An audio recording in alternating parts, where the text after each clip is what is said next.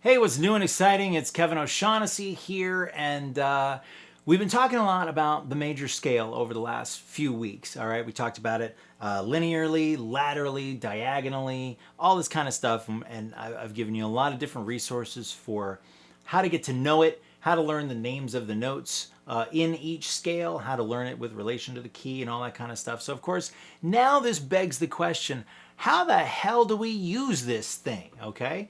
There are actually a few different ways that we use this scale, but today I'm going to focus a little bit on improvisation, something that might be hopefully a little bit of fun, maybe a stumbling block for you guys. It was definitely a stumbling block for me as I've been learning how to play the guitar all these years and coming up with ways. I find that there isn't really a whole lot of great instruction on improvisation. So I've been trying a few things over the years. I think they're fairly useful, and I'm hoping you'll find them useful too. So let's take a look. What we're going to do is we're going to use our 3 notes per string major scale fingering that I discussed in a previous video that you'll find plenty of information on. It's a very popular fingering, and it looks like this.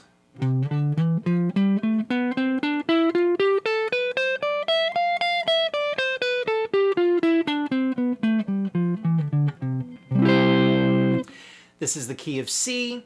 I'm starting on the 8th fret. All right, so those notes are C, D, E, F, G, A, B, C, and then the whole pattern just starts all over again.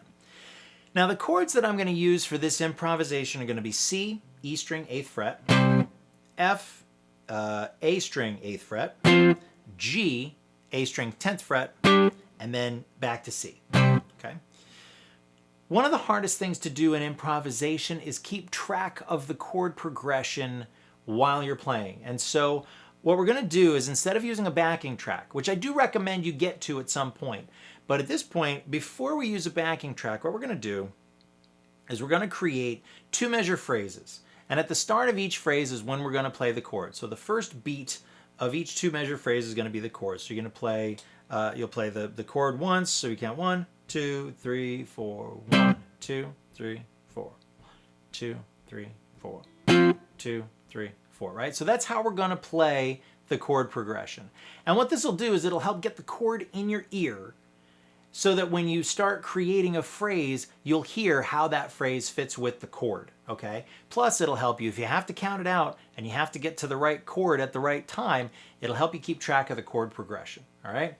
So, how are we going to do this? Well, what we're going to do is we're going to take the notes on the outside of the scale. We're going to take the notes in the scale, basically, that correspond to the roots of each of those chords. Now, the root is the note that gives us its letter name. So the root of a C chord is C. The root of an F chord is F. All right? So that C is right here. And fortunately, the way this scale lays out on the guitar, it's awesome because you can play a C chord and then play these 3 notes on this string.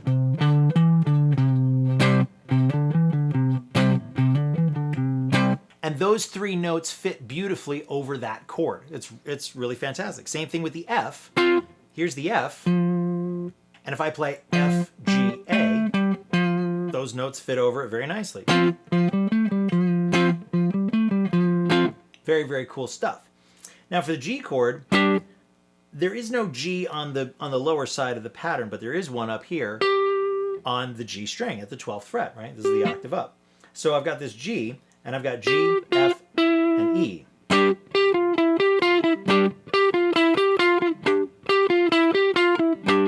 So that fits beautifully. So I'm just going to come up with a simple phrase that basically goes up and down, but just in those positions, all right? So check this out. So I'm going to count 1, 2, 3, 4. 3, 4.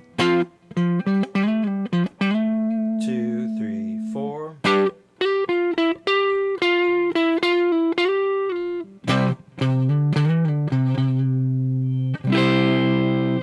Now, is that an earth-shattering solo? Of course not. It sounds cheesy as hell, but what I figure you guys need, because it's certainly what I needed. I mean, I could look at any guitar magazine at the time. It was guitar magazines, not YouTube videos. But I could look at all this stuff, and there was always, oh yeah, you want to learn how to improvise? Shred over this scale, you know. But there wasn't really a whole lot of information about how to connect the dots. How do you connect the scale with the chord. And I've taken some college courses on it too. And you know, sometimes it just, when you're trying to apply it in the instrument, you got to break it down even further. And that's what I'm doing right now. I'm giving you some stepping stones to get from where you are to where I presume you want to be, which is to be able to rip it up like your favorite player and know that you know what you're doing. All right, that's, you know, I'm hoping that that's why you're here at the channel, at this channel, you know. So that's it. Does it sound phenomenal? No, of course not. But it works, you know, and that's kind of the thing. That's what we want to do. One of the things that when you're playing, obviously when you're playing down here, trying to get a solo to stand out in that octave doesn't really work very well. If you remember the diagonal fingering that I talked about in a previous video, we come up here to our C at the 10th fret of the D string, and now I can use the exact same fingerings. 3, 4. 4.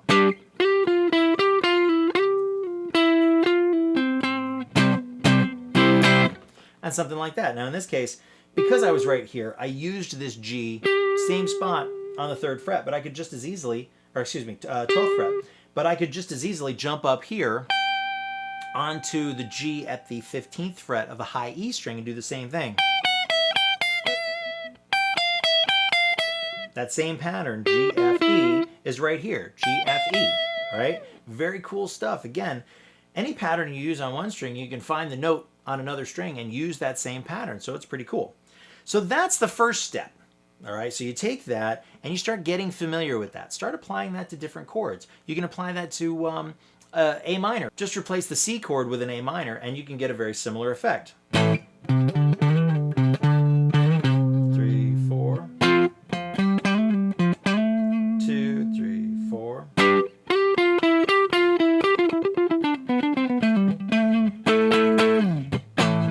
Right? Same kind of thing. You can get the minor sound out of it. We'll talk about relative minors and such in a different video. So you've memorized the chord progression, right?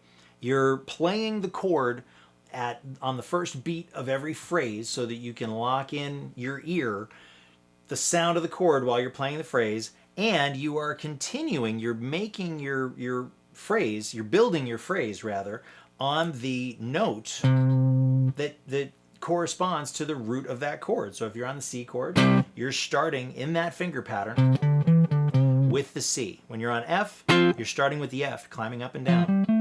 With G, you're starting on the G, and in this case, you're going down. However, if you wanted to change that, these 3 notes, G, A, B, also work very well. And there's nothing to say that you have to stick with 3 notes on a string every time you do it. So by creating this restriction of putting the 3 notes on a string and sort of relegating yourself to play in this one finger pattern for a little while, you stand a better chance of actually being able to internalize it. And eventually you can break out of it. I mean, remember, we've got a linear scale that we use. So here's the C, D, E, here's the F, G, A, right? And here's a B, C, right? So it's all there, which means if you're going somewhere,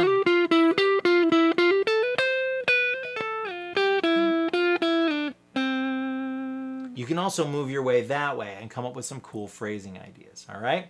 Now, the last thing I'm gonna talk about in this video is, what if you're already a pretty good shredder and you've got a few licks, but you're not exactly sure, like it never quite sounds right if, you know, you try to put one of these licks into a scale, or excuse me, you try to put one of these licks into an improvisation and it's just not working. It doesn't fit somehow. Well, again, knowing a bit about the names of the notes in the scale, and at least at this point what the root of each chord is, you can line them up a lot better. So for example, there's a Paul Gilbert lick that I like playing. Sometimes I do variations on it. Sometimes I just rip it off outright. And that's this pattern right here. You might have seen demonstrated in a few videos.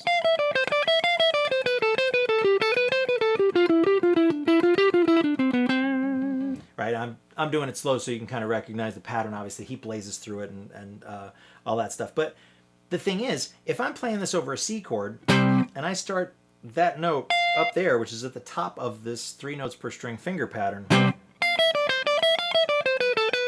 it's not bad.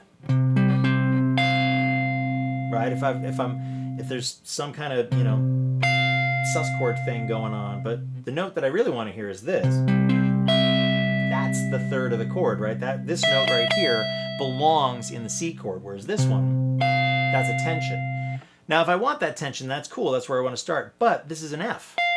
Well, we already know that an F chord is in that key.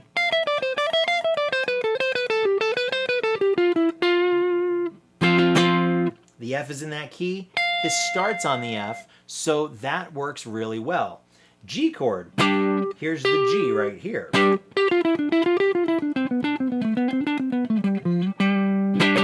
Right there. If I did want it over the C chord, I could start on the B string.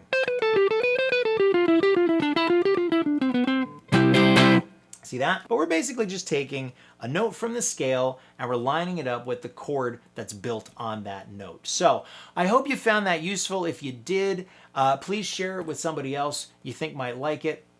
And if you haven't done so already, please subscribe and turn on the notifications so that you will get notified, as the name suggests, every time I post a lesson. And in the meantime, I'll stop rambling about this. Give it a shot. See what happens. If you got any questions, hit me up in the comments. But if it seems a little daunting, don't worry about it. Just keep working on it a little bit at a time, and it will get better. I truly believe that anybody can do more than they think they can. They just need a little knowledge and a little time to apply that knowledge, and you'll get better. It's just that simple, So go practice, and I will see you in the next video.